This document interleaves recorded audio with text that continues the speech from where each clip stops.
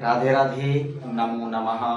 मैं पंडित अनमोल कृष्ण शास्त्री श्रीधाम अयोध्या से आप सभी का एक बार पुनः स्वागत करता हूं श्री धर्म ज्ञान ज्योतिष संस्थान यूट्यूब चैनल में।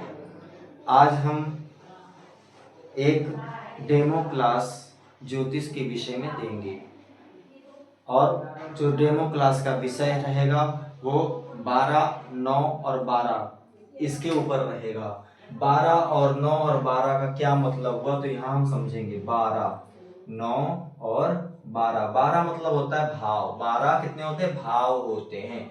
9 कितने होते हैं? ग्रह होते हैं। कितने होते हैं? 9 ग्रह होते हैं। 9 ग्रह होते हैं। फिर 12 क्या होता है? राशियां होती हैं। क्या होती हैं? राशियां होती हैं।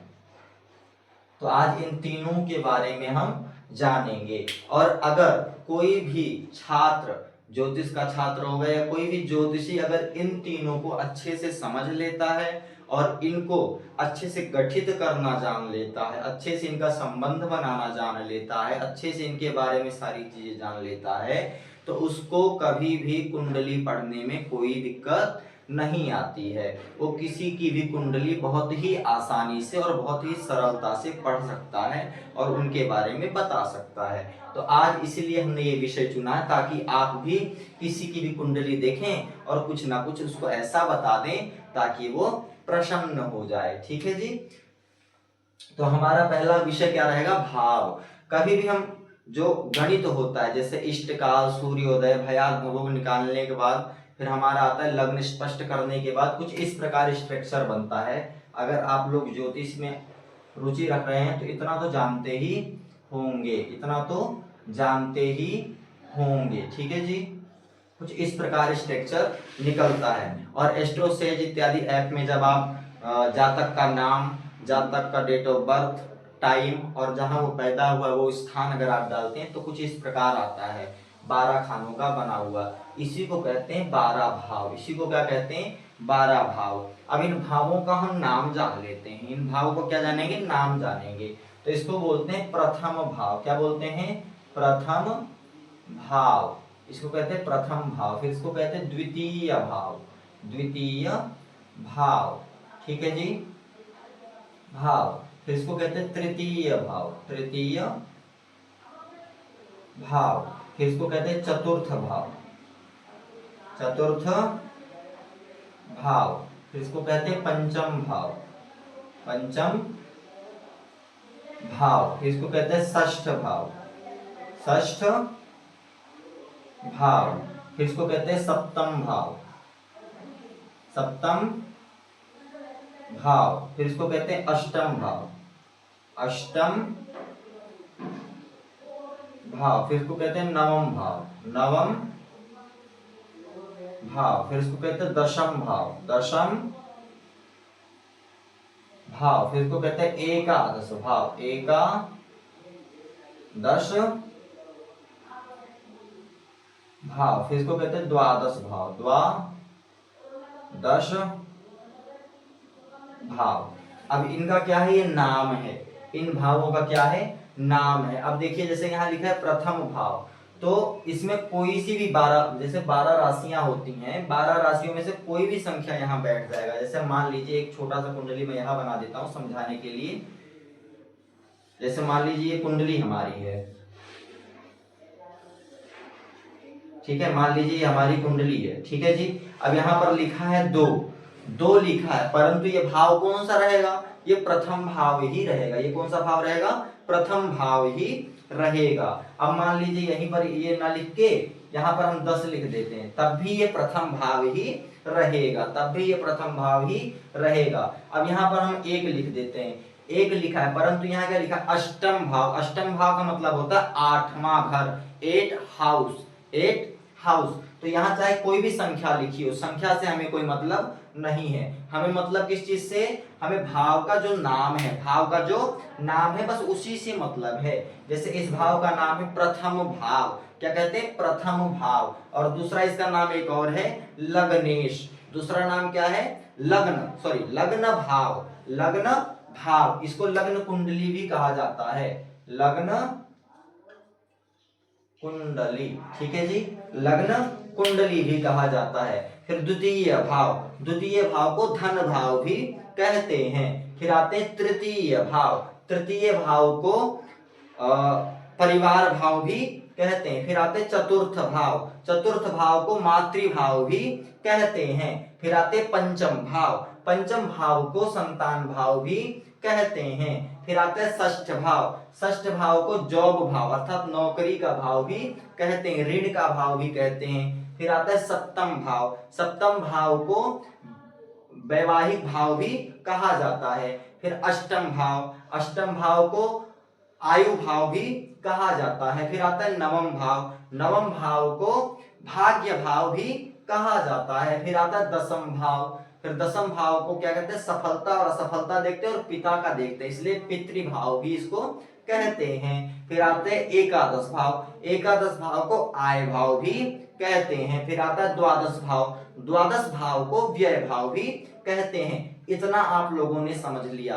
अब ये जो भावों का मैंने नाम बताया वो वही भाव रहेगा, चाहे संख्या 10 लिखी हो या यहाँ पर 12 लिखा हो, लेकिन ये रहेगा कौन सा, ये रहेगा प्रथम भाव ही रहेगा, ये पहला हाउस ही रहेगा, फर्स्ट हाउस ही रहेगा। जैसे first house, second house, third house, fourth house, fifth house, six house, seven house, eighth house, nine house, 10th house, 11th house, 12 house. ठीक है, पहला घर, द्वितीय घर, तृतीय घर, चतुर्थ घर, पंचम घर, षष्ठ घर, सप्तम घर, अष्टम घर, नवम घर, दशम घर, एकादश घर और द्वादश घर, ये इसको कहा जाता है। ठीक है, अब चाहे यहाँ संख्या 12 लिखी हो तब भी ये प्रथम भाव रहेगा, और चाहे 1 लिखी हो तब भी ये प्रथम भाव रहेगा। चाहे यहाँ संख्या लिखी हो 11 तब भी ये द्वादश भाव अर्थात 12 भाव रहेगा, और चाहे यहाँ लिखी हो 1 तब भी ये 12 भाव ही रहेगा। इतना आप लोग समझ गए। अब हम जानेंगे भावों से विचारणीय बातें। अब हम क्या जानेंगे, भावों से विचारणीय बातें। ठीक है, इसको मिटा देते हैं।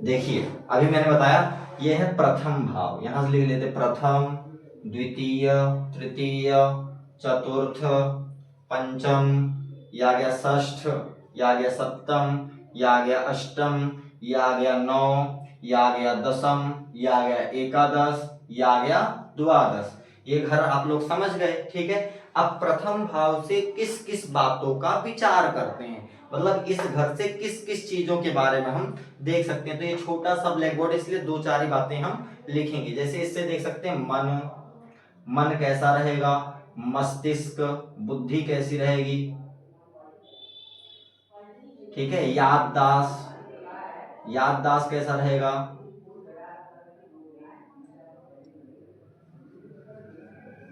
याददाश्त, और शरीर, इसका शरीर कैसा रहेगा, ये शरीर से हट्टा कट्टा रहेगा या कैसा रहेगा, ये इस भाव से देखते हैं। द्वितीय भाव से क्या देखते हैं, धन, ठीक है, संचित धन, परिवार और वाणी, और क्या देखते हैं, धन, परिवार, वाणी को कौन से भाव से देखते हैं, द्वितीय भाव से देखते हैं। ठीक है, तृतीय भाव से क्या देखते हैं, तृतीय भाव से देखते हैं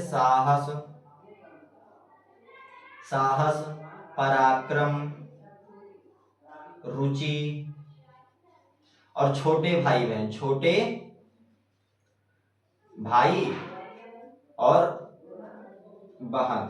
बहन तृतीय हाउस से देखते हैं, अर्थात तीसरे घर से देखते हैं। ये बातें देखते हैं। और भी बातें तो ढेर सारी हैं। इस भाव से पूरा शरीर देख सकते हैं, सब कुछ देखते हैं, लेकिन ये छोटा है, इस कारण 2-4 चीजें ही मेन हम लिखवा रहे हैं। बाकी आगे के वीडियो में हम बताते रहेंगे। फिर ये चतुर्थ भाव है। चतुर्थ भाव से देखते हैं माता का स्वास्थ्य कैसा रहेगा। उसके बाद देखते हैं हृदय हमारा कैसा रहेगा। फिर यहाँ से जमीन जायदाद, खुद के दम पर जमीन जायदाद खुद के दम पर बना पाएगा कि नहीं, खुद की गाड़ी खरीद पाएगा कि नहीं, वाहन का भी विचार यहीं से करते हैं। ठीक है, फिर आ जाते हैं पंचम भाव पर हम सबसे ज्यादा विचार करते हैं संतान का। संतान कैसी होगी, ठीक है। उसके बाद हम विचार करते हैं प्रेम का, प्रेम विवाह होगा कि नहीं। आजकल सबसे ज्यादा प्रश्न आता है कि गुरुजी हमारा लवेरिया सक्सेसफुल होगा कि नहीं होगा, तो पंचम भाव से ही देखा जाता है। कहां से देखा जाता है, वो पंचम भाव से ही देखा जाता है, ठीक है जी। वहां से विद्या भी देखते हैं, ठीक है। द्वितीय भाव से प्रथम कक्षा से लेकर छठी कक्षा तक द्वितीय भाव से देखते हैं, सातवीं कक्षा से लेकर 12th क्लास तक अर्थात द्वादश कक्षा तक ये पंचम भाव से विद्या को देखते हैं, ठीक है। फिर आते हैं षष्ठम भाव। षष्ठ भाव क्या है, रोग का है, क्या है, रोग और नौकरी। ये कौन सा है, नौकरी का भी भाव है। लोग पूछते हैं गुरुजी हमारी सरकारी नौकरी लगेगी कि नहीं लगेगी, तो कौन सा भाव देखना चाहिए, उनको छठा भाव देखना चाहिए। और फिर यहाँ से क्या होता है, दुश्मन शत्रुओं को भी देखते हैं, दुश्मन कितने होंगे, ठीक है, दुश्मन कितने होंगे, वो षष्ठ भाव से ही देखा जाता है। इस व्यक्ति के ऊपर ऋण रहेगा कि नहीं रहेगा, है ना, ऋण भी यहीं से विचार करते हैं। फिर आता है सप्तम भाव। सप्तम भाव में पति पत्नी, है ना, मतलब पति पत्नी, अगर लड़की की कुंडली है तो पति का विचार करेंगे, लड़के की कुंडली तो पत्नी का विचार करेंगे, अर्थात वैवाहिक जीवन का विचार सप्तम भाव से किया जाता है, ठीक है ना। फिर उसके बाद आता है पार्टनरशिप। पार्टनरशिप कैसा रहेगा, लोगों के साथ कैसे बनाकर चलेगा। और यहाँ से व्यापार देखा जाता है, क्या देखा जाता है, व्यापार भी यहीं से देखा जाता है। मतलब अगर कोई पूछे कि गुरुजी मेरे को व्यापार करना चाहिए कि नौकरी करना चाहिए, तो जैसे अगर षष्ठेश बलवान है तो उसको क्या करना चाहिए, नौकरी करना चाहिए। लेकिन अगर सप्तमेश बलवान है तो उसको व्यापार करना चाहिए, ठीक है।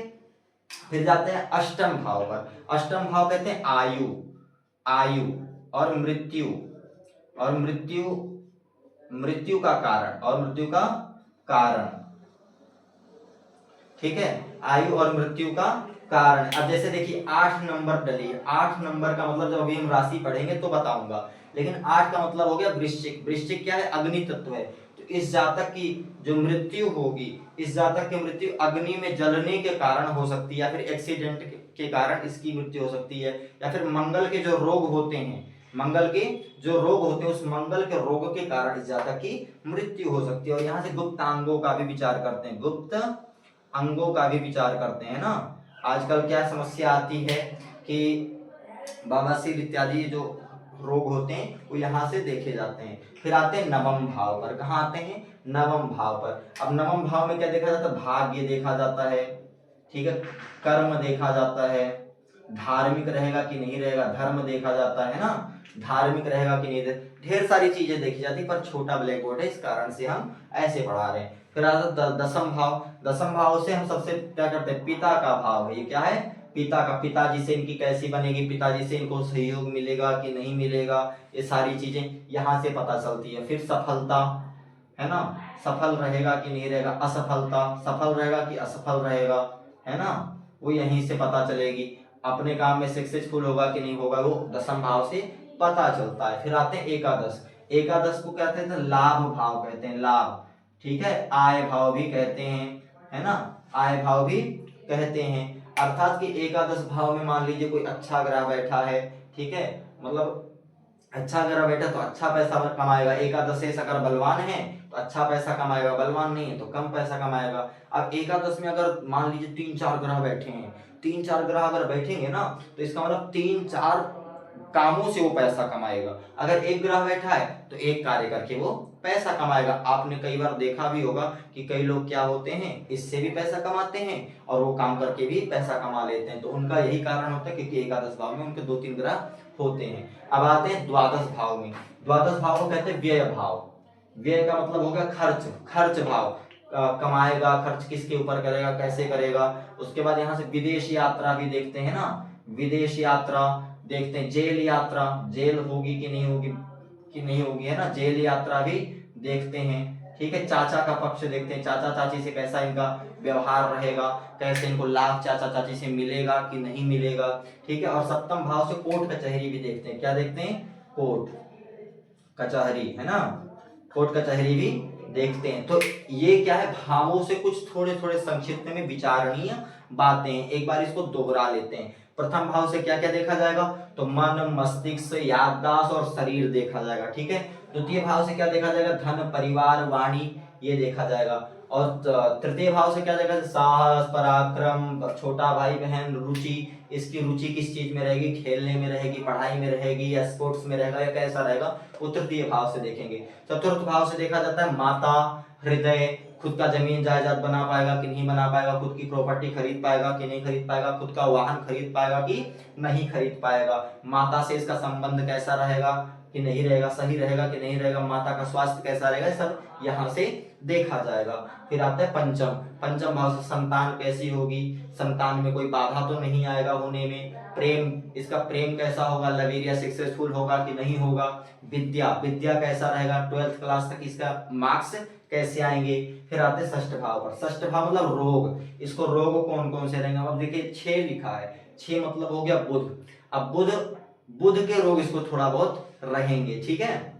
ऋण, ऋण भाव, इसको ऋण मतलब किसी के उधार पैसा लेगा कि नहीं लेगा, है ना, कि दिया है कि नहीं दिया, यही देखेंगे। नौकरी करेगा कि नहीं करेगा, नौकरी में सफलता है कि नहीं है, इसके दुश्मन कितने हैं, है ना, दुश्मनों पर ये विजय प्राप्त करेगा कि नहीं करेगा, वो कहां से देखते हैं, षष्ठ भाव से देखते हैं। सप्तम भाव, सप्तम भाव पति, इसको पति पत्नी का कैसा व्यवहार रहेगा, पति से पत्नी की बनेगी कि नहीं बनेगी। पार्टनरशिप, जिनसे क्या होता है, कई लोग क्या होते हैं पार्टनरशिप में कोई बिजनेस चालू कर लेते हैं, तो कहते हैं एक हमारा पार्टनर धोखा दे दिया इसलिए हम पीछे रह गए, पहले ही दिखवा लेना चाहिए कि पार्टनरशिप में धोखा मिलेगा कि नहीं मिलेगा, है ना, तो यहाँ पार्टनरशिप भी देखते हैं। व्यापार, व्यापार में सफल होगा भी कि नहीं होगा, और कौन सा व्यापार इसको करना चाहिए जिससे ये सफल होगा, वो कहां से देखते हैं, सप्तम भाव से देखते हैं। कोर्ट कचहरी में फंसेगा कि नहीं फंसेगा, कभी मुकदमा इत्यादि इस पे चलेंगे कि नहीं चलेंगे, वो सप्तम भाव से ही देखते हैं। अष्टम भाव से आयु का विचार करते हैं, कितने वर्ष जिएगा, है ना, मृत्यु का विचार करते हैं, कब मरेगा, है ना, और किस कारण से मरेगा, वो भी कहां से विचार करते हैं, अष्टम भाव से। गुप्तांगों से संबंधित समस्याएं, जैसे कई लोग क्या होते हैं गुप्तांगों से उनको समस्याएं हो जाती है, बवासीर इत्यादि इत्यादि चीजें हो जाती, तो कब हो रही है उसके लिए क्या उपाय है, वो पहले ही करवा लेनी चाहिए। फिर नवम भाव, भाग्य कैसा है, अब देखिए 9 नंबर, 9 नंबर का मतलब होता है गुरु, मतलब इसका भाग्य बहुत अच्छा होगा, जिस जातक की कुंडली है उसका भाग्य बहुत अच्छा होगा, कर्म भी अच्छे करेगा, धार्मिक प्रवृत्ति का होगा, पूजा पाठ में विश्वास रखता होगा, भगवान में विश्वास रखता होगा। अब दसम भाव, दसम भाव पिता, पिताजी से कैसी बनेगी, पिताजी का स्वास्थ्य कैसा रहेगा, है ना, और फिर आते हैं सफलता, सफल रहेगा कि असफल रहेगा, है ना, तो यहाँ से देखते हैं। फिर आय, उसके पास पैसे कितने आएंगे, आय कितना रहेगा, रहेगा भी कि नहीं रहेगा। खर्च कैसे करेगा, खर्च किन कामों में कर रहा है, कैसे लोगों के साथ कर रहा है। विदेश यात्रा, लोग पूछते हैं कि गुरुजी हम विदेश जा सकते हैं कि नहीं जा सकते, तो कहाँ से देखते हैं, द्वितीय भाव से देखते हैं। गुरुजी हम एरोप्लेन उड़ा सकते हैं कि नहीं उड़ा सकते, अब देखो एरोप्लेन उड़कर दूसरे देश में ही जाता है ना, पायलट का, तो पायलट का भी यहीं से हम लोग देखते हैं, पायलट बनेगा कि नहीं बनेगा, वो कहां से देखेंगे, यहीं से देखेंगे। चाचा चाचा चाचा लोगों से हमारा संबंध कैसा रहेगा, हमारे लिए अच्छे रहेंगे, खराब रहेंगे, कैसे रहेंगे, क्योंकि कलयुग चल रहा है ना भैया। स्वार्थ लागी करी सब प्रीति, तो यहाँ से देखेंगे। जेल यात्रा, इस जातक को जेल यात्रा हो सकता है कि नहीं हो सकता, वो यहीं से देखेंगे। तो ये क्या हो गया हमारा प्रथम, जो हमारा प्रथम सब्जेक्ट था ये हमारा आधा पूरा हो गया है, ठीक है। इतनी बातें आप लोगों को समझ में आ गई होंगी, ठीक है। अब इनके और भी हैं, जैसे मैं आपको बता दूं कौन कौन से भाव शुभ होते हैं, कौन कौन से भाव अशुभ होते हैं। तो 1, 4, 7, 10, 5, 9, 2, अर्थात 1 मतलब ये हो गया, ठीक है, 4 मतलब ये हो गया, ठीक है, 7 मतलब ये हो गया, और 10 मतलब ये हो गया, ठीक है, 5 मतलब ये हो गया, और 9 मतलब ये हो गया, ये भाव, और 2 मतलब ये हो गया। ये भाव क्या है, कैसे हैं, शुभ हैं, क्या है, शुभ भाव हैं, शुभ भाव हैं, ठीक है। अब इसी में केंद्र भाव होता है, त्रिक भाव होता है, त्रिकोण भाव होता है, त्रिषडाय होता है ना, उपचय भाव होता है, अनुपचय भाव होता है। तो उतना ज्यादा अगर हम पढ़ाएंगे ना तो क्या वीडियो थोड़ा लंबा हो जाएगा, और लंबा वीडियो आप लोग देखते नहीं है, उसकी प्रतिक्रिया आप लोग देते नहीं, तो अगले वीडियो में हम ले लेंगे, ठीक है। अब अशुभ भाव, अशुभ भाव कौन कौन से हैं, 3, 11, 6, 8, 12, ये कौन से भाव हैं, ये अशुभ भाव हैं, कौन से भाव हैं, अशुभ भाव हैं, ठीक है।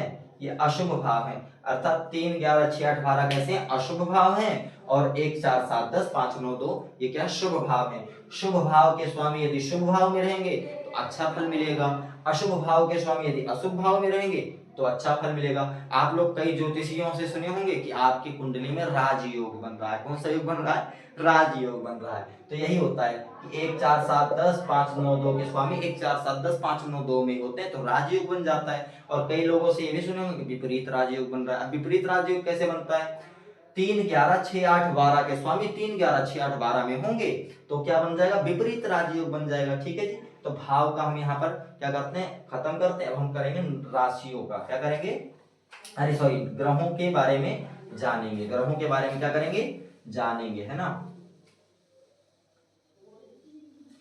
भाव का मैं आशा करता हूं कि आप सबको सारी चीजें समझ में आई होंगी, और जो चीजें ना समझ में आई हों वो कमेंट में आप लोग जरूर पूछिएगा। मैं कोशिश करूंगा आपके उत्तर शीघ्र अतिशीघ्र दे पाऊं। ठीक है। अब आता है ग्रह। ग्रह कितने होते हैं? 9 होते हैं। कौन कौन से होते हैं? तो आता है सूर्य, ये होता है पहला। फिर आता है दूसरा चंद्रमा, है ना, चंद्रमा। तीसरा मंगल, मंगल। चौथा बुध, बुध। ठीक है। पांचवा गुरु, छठा शुक्र, सातवां शनि। ठीक है। आठवां राहु और नौवां केतु। ये हमारे कितने ग्रह होते हैं? 9 ग्रह होते हैं। हमारे कितने ग्रह होते हैं? 9 ग्रह होते हैं। सूर्य चंद्र मंगल, सूर्य चंद्र मंगल, बुध गुरु शुक्र शनि राहु और केतु। ठीक है। वो केतु वहां लिख दिए। इतना आप लोगों को समझ में आया। अभी केतु को थोड़ा मिटा देते हैं, केतु को थोड़ा और साइड में लिख देते हैं, यहाँ लिख देते हैं केतु। आप लोगों को दिखाई दे रहा होगा नमा है। ठीक है। अब हम जानते हैं इनकी उपाधि क्या है। जैसे इनको क्या क्या उपाधि मिली गई है, इनको कौन सा सीट दिया गया, अच्छा सीट दिया गया, खराब सीट दिया गया, कार्य कैसे करते हैं, क्या होता है ना, उपाधि से पता चल जाता है कि इसका प्रभुत्व कितना है ना, ये कितना हमको अच्छा फल दे सकता है, कितना खराब फल दे सकता है। तो उपाधि के बारे में जानेंगे। क्या जानेंगे? उपाधि, है ना। तो सूर्य जो है वो राजा है। क्या है? ग्रहों का राजा है। ठीक है। और चंद्रमा जो है रानी है। क्या है? रानी। रानी है। चंद्रमा क्या है? रानी है। मंगल जो है सेनापति है। क्या है? सेनापति। ठीक है। मंगल क्या है? सेनापति है। ठीक है। उसी तरह बुध क्या है? राजकुमार है। राजकुमार। ठीक है। बुध क्या है? राजकुमार है। गुरु, गुरु मंत्री है। क्या है? मंत्री है। शुक्र सचिव है। क्या है? सचिव। सचिव का अर्थ हो सकता है उपमंत्री भी कहते हैं कई लोग, उप मंत्री, है ना। उपमंत्री भी सही है, कोष्टक में कर लेंगे इसको, उपमंत्री। शनि जो है दास है, दास, दास नौकर कह लो, है ना। और ये क्या है? ये अंत्यज है, अर्थात इनका कोई अपना नहीं है, छाया ग्रह माने गए हैं। वो जिसके साथ जैसा बैठ जाएंगे वैसे वैसे इनका क्या हो जाएगा मैं आपको बता देता हूँ। इनको ले लेंगे अंत्यज बोलते हैं, म्लेच्छ बोल दो, अंत्यज बोल दो, तो हम लोग अंत्यज लिख देंगे, है ना, अंत्यज। और ये भी क्या हो गया? अंत्यज। ठीक है। अब आपको ग्रह पता चल गए। ग्रह कितने होते हैं? 9 ग्रह होते हैं। कौन कौन से?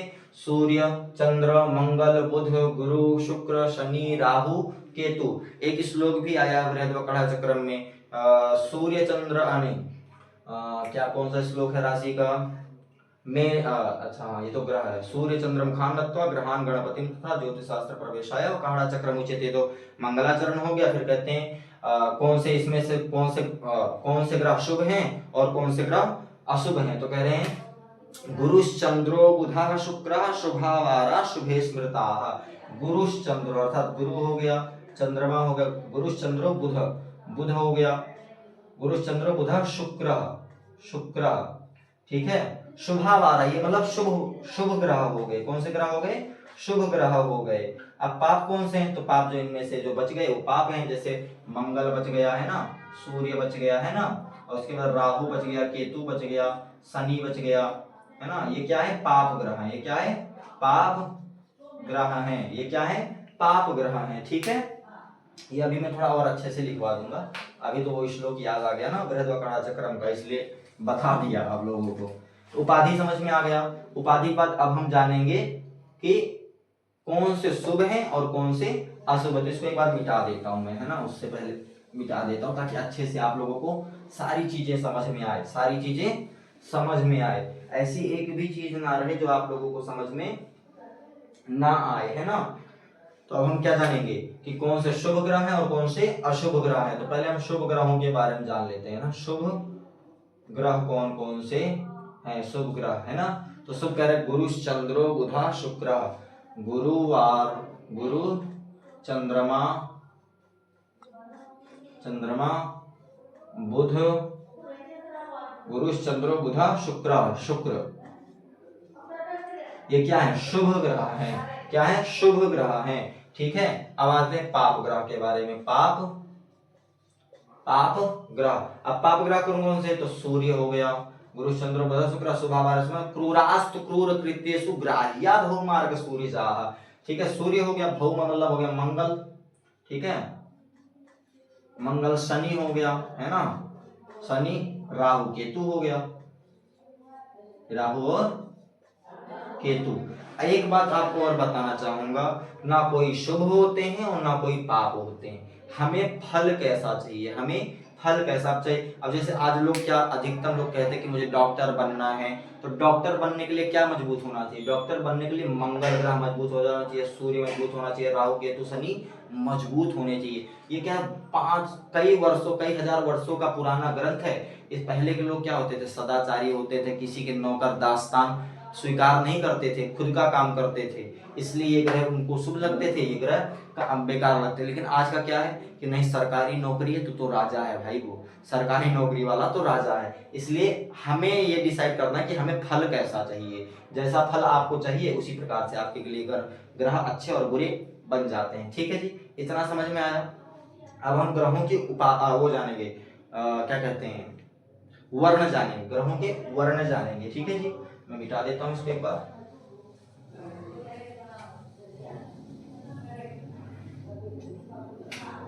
हाँ, यहां से लिख देते हैं, सूर्य, सूर्य, चंद्र, मंगल, है ना, बुध, गुरु, शुक्र, शनि, शनि, राहु और केतु, है ना।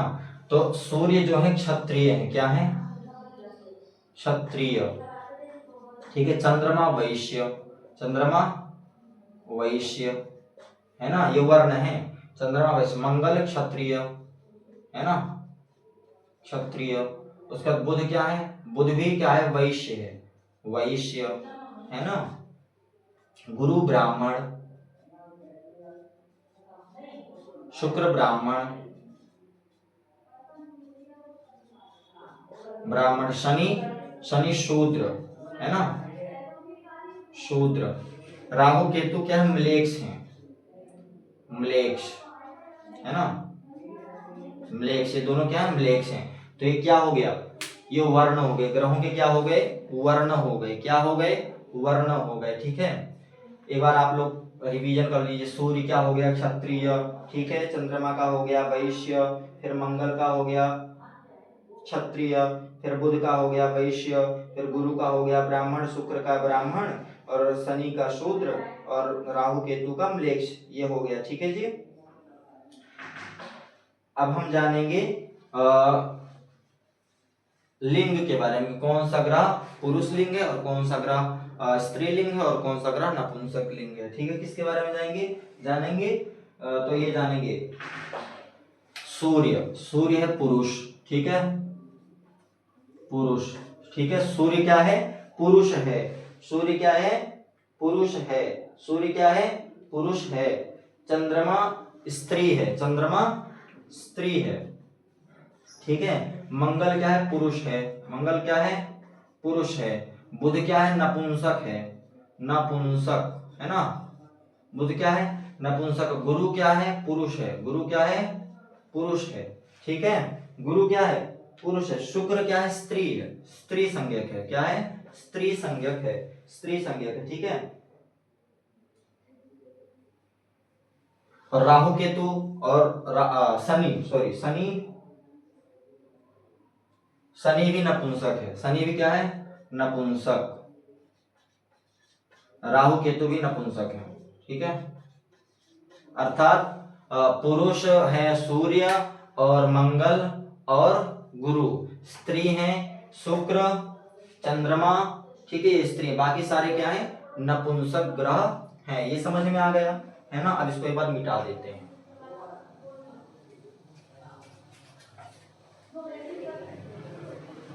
आशा करता हूं कि आप लोगों को सारी चीजें समझ में आ रही हूं, है ना। सारी चीजें समझ में आ रही हूं।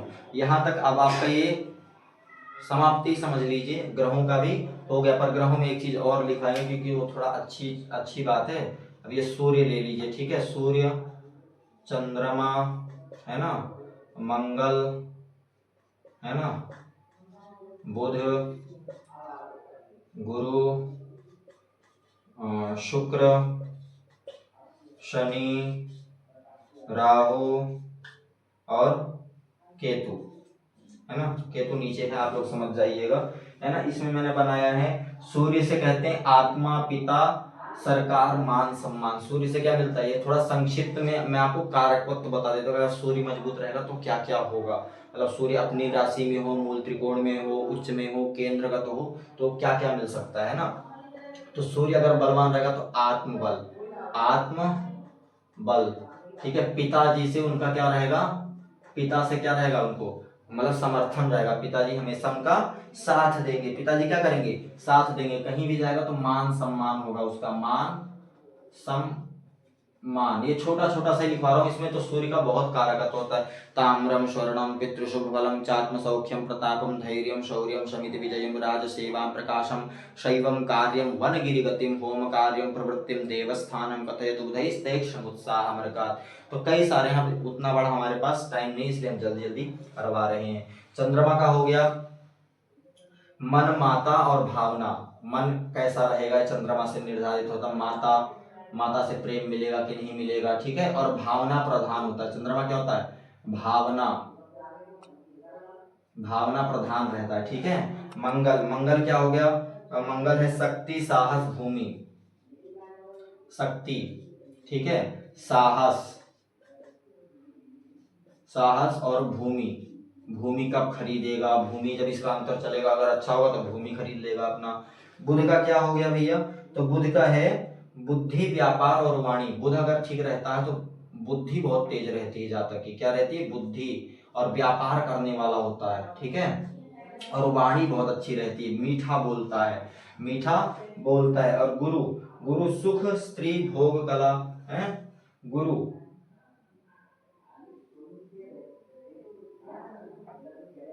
गुरु का है,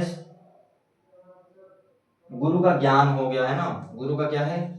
ज्ञान। उसके बाद क्या, कई सारी चीजें हो जाती हैं। ज्ञान अभी लिख लीजिए। शुक्र का हो गया स्त्री सुख रहेगा कि नहीं रहेगा, है ना। काम भावना रहेगी कि नहीं रहेगी।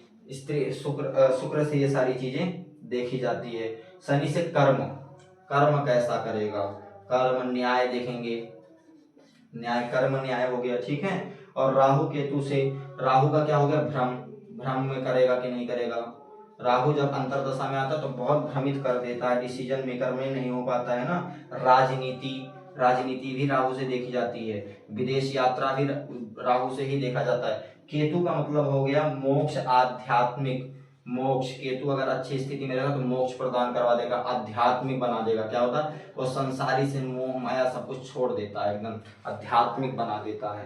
तो ये क्या हो गया? कुछ कारकत्व हैं छोटे छोटे। क्या है? कारकत्व। अब इसका मतलब मैं थोड़ा समझा देता हूँ। जैसे सूर्य अपनी राशि में, उसकी राशि क्या है?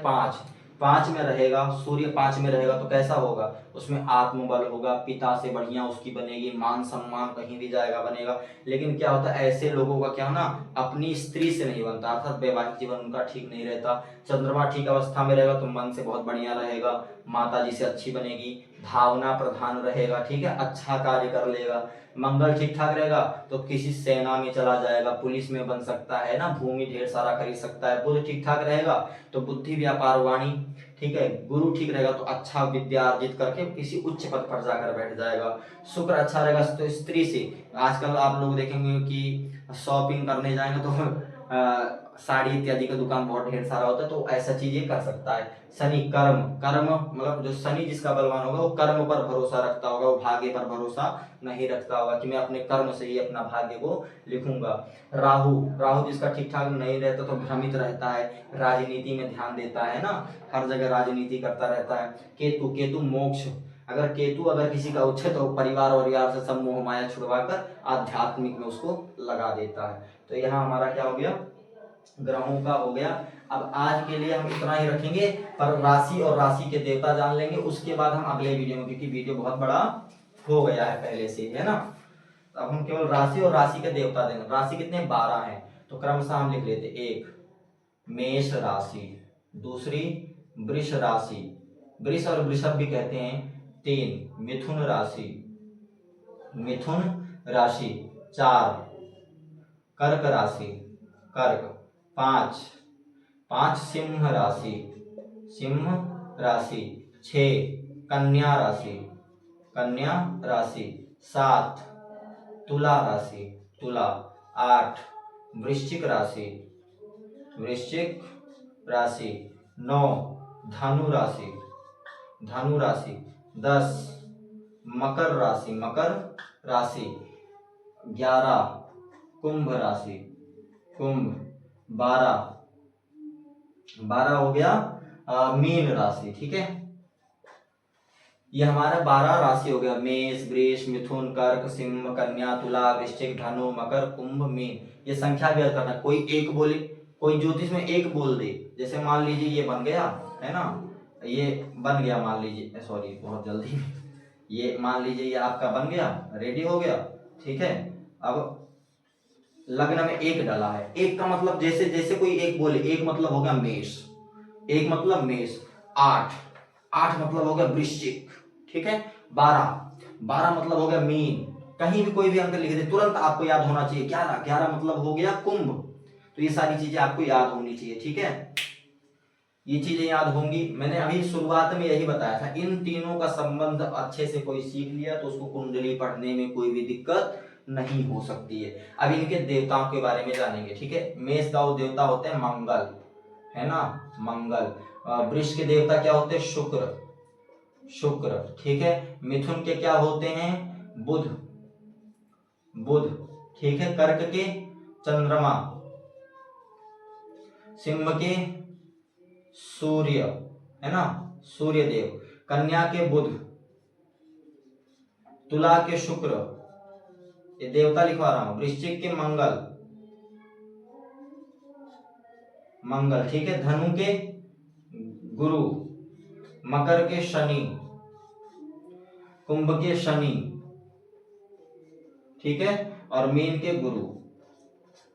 राहु केतु नहीं आते हैं क्योंकि छाया ग्रह माना गया, इसलिए वो किसी भी राशि के देवता नहीं है, ठीक है जी। ये हो गया। अब जैसे आप मेष राशि है, मान लीजिए, देखिए मैं थोड़ा और समझाऊंगा अच्छे से। ये 1 नंबर प्रथम भाव में डली है, ठीक है। एक मतलब क्या हो गया, मेष, मेष का देवता क्या है, मंगल।